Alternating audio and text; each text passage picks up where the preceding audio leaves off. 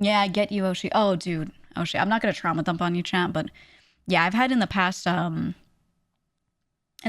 years, I've had several friends pass from like not old people, not old people, not at an age where you think it happened, but yeah, just passing from random health issues. And I'm like, at some point it just starts happening. Crazy.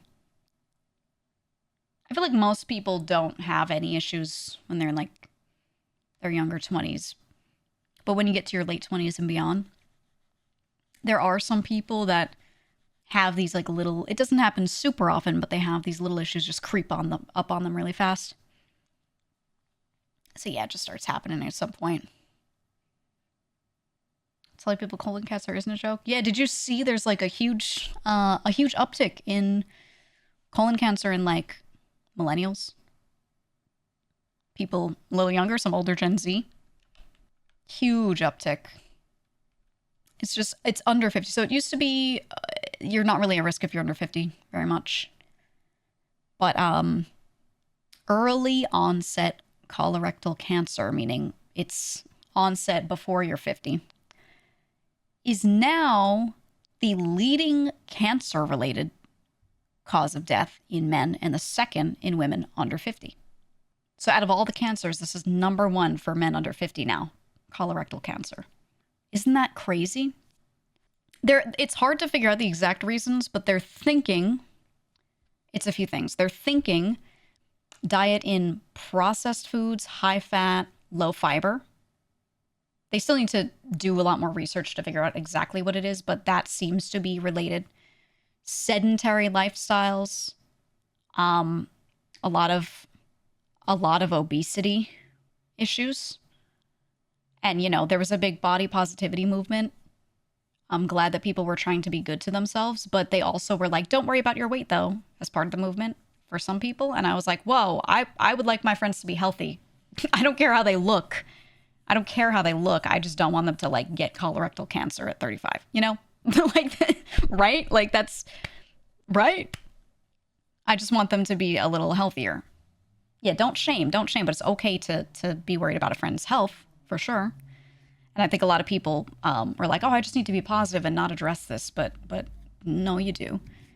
But those things early in life can really relate to this. And then I think the last thing was they were saying like your gut microbiome in general for a lot of people that are young is like really really thrown off. So that I'm assuming it's diet. All I'll say is eat less red meat. Eat things that are lower fat in those meats if you are going to eat red meat. It's okay to eat these things, just don't do it super often. Try to make as much of your food as you can and don't eat over processed shit. Lower salt levels. And just learn to cook vegetables, man. Like a lot of meats are really expensive. And people are so focused on that because they try to put so much meat on their plate when they cook for themselves, but like, brother, just eat more vegetables. Learn how to cook cheaper vegetables in different ways. Spend time on it. I promise you can do a lot with it. Beans are so good for you, yes. Broccoli and cabbage, spinach, bok choy, yes. Potatoes are good for you. Dude, a baked potato goes crazy. And a baked potato, you don't have to cover in butter. A little still works out well. Sweet potatoes are really good. If you like sweet potatoes, you don't have to do much to them. You can just bake that shit and eat it straight, hot out of the oven. Sweet potatoes are insanely good for you. Very fibrous. Very good nutritional content. Very filling. And they're not crazy expensive. And they're really easy to learn to prepare if you're not much of a cook, because you're just baking them. So yeah, you just gotta go into vegetable maxing, man. Frozen veggies can pop off. Oh yeah.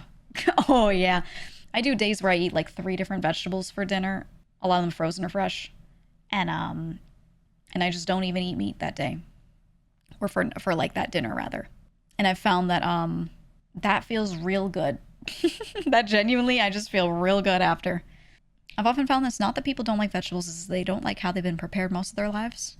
Yeah, I think a lot of people's parents didn't know how to cook a lot of vegetables well. If you genuinely, like, it will pay dividends, crazy dividends, if you just sit down and learn how to cook each vegetable like 3 ways. Go to the grocery store, find what's cheap and on sale. If like broccoli is crazy cheap that week, they've got stuff on sale, buy a huge amount of it. Go home and go look up different ways to make it and try all of it. Different ways to season it. How do people like to season it? Don't do crazy sauces that are like fat based, you know, if you can avoid it. I think simple oils are okay, but non-saturated fats, right? And just like figure out different ways. Honestly, if you like using a grill, I know summer's here or coming at least. Brother, you know how many vegetables you can just throw on a grill and they come out so good? Blanching. No one blanches shit at home. You should learn how to blanch stuff. Oh, so you don't undercook it and you get more nutritional value out of it too. Man, there's so many really, really, really good vegetable dishes. Or, oh yeah, learn to make curries. You just throw a bunch of seasonings into something, whatever base it is that you're making it out of, and then you just throw vegetables in it. Dude, that's all you gotta do, man. But you gotta take time because a lot of people's parents like picked one way that they liked to cook the 3 vegetables that they liked, and then that's all they made.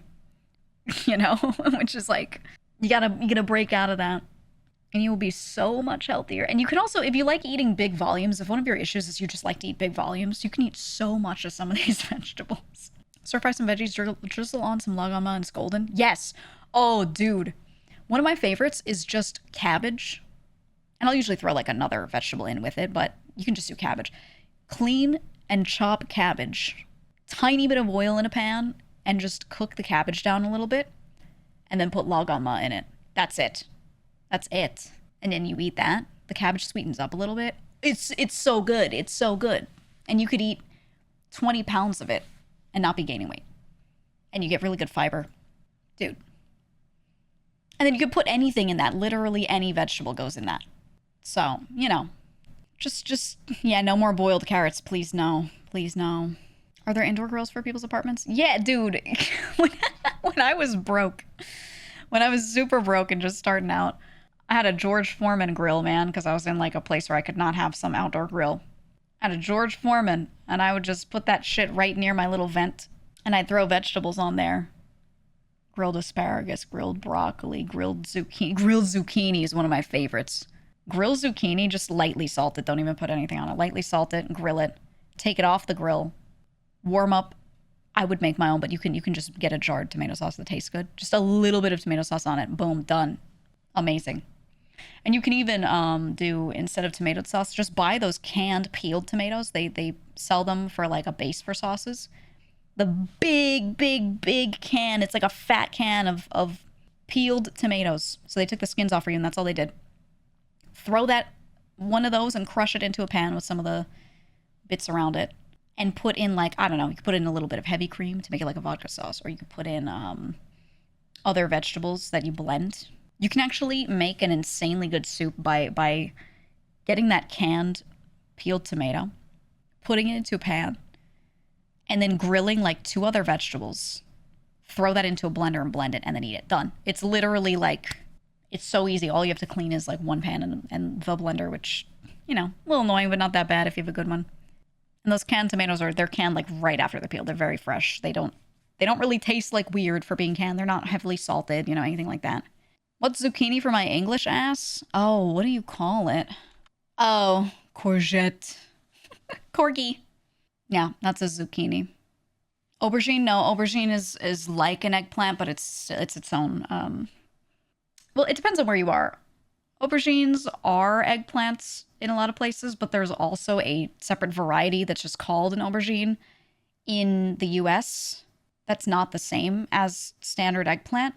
So it's a little confusing. Eggplant and aubergines are not the same. Okay, I don't know about other areas. If you're in New York City and you see a stall and they're selling aubergines, it is going to be a variety of plant that is so closely related to eggplant that it's basically an eggplant, but it's not the same. It's a different variety.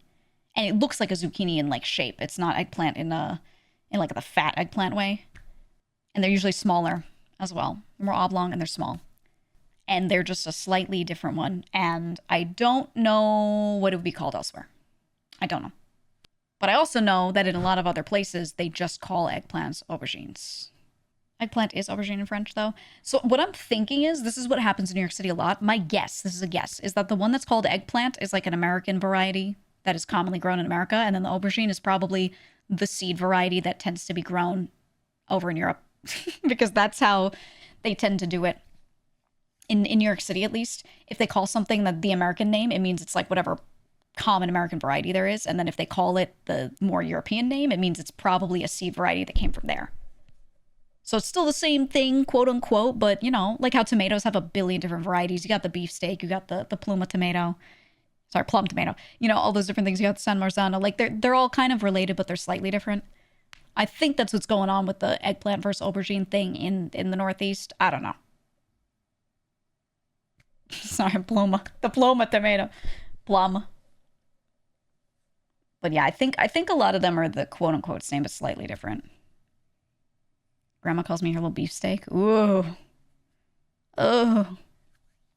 Oh, actually, yeah. If you do one of my favorite things in a lot of home cooking, my family always did chickpeas in everything. Chickpeas in fucking everything, but you blend them in so you never notice it. A lot of protein, good fiber. They're so good for you. But I never liked eating them whole, like just eating bowls of them.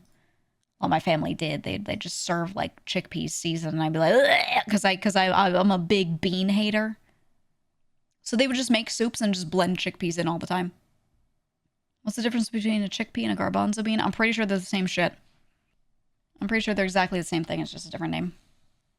But they are insanely good for you. Insanely good. A lot of people make them into hummus and stuff. I wouldn't even eat hummus because I don't like the chickpea flavor kind of like alone. And even if you try to flavor the hummus, I'd always be like, you know, I was a big baby about it.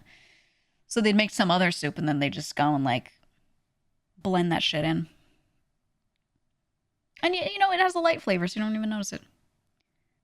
But yeah. Do it, man. Learn to cook more vegetables, get into legumes, because, dude, I don't understand. I genuinely don't understand. I hate lentils. So I'm one to talk. Even so, I try to work some stuff in. For lentils, they're so good for you, and they're not, depending on the variety, many of them are not that expensive. They're just not that expensive. So just learn how to do a lot with them because, you know, if times is hard, they're going to save you and they're not going to make you sacrifice nutrition for them, you know?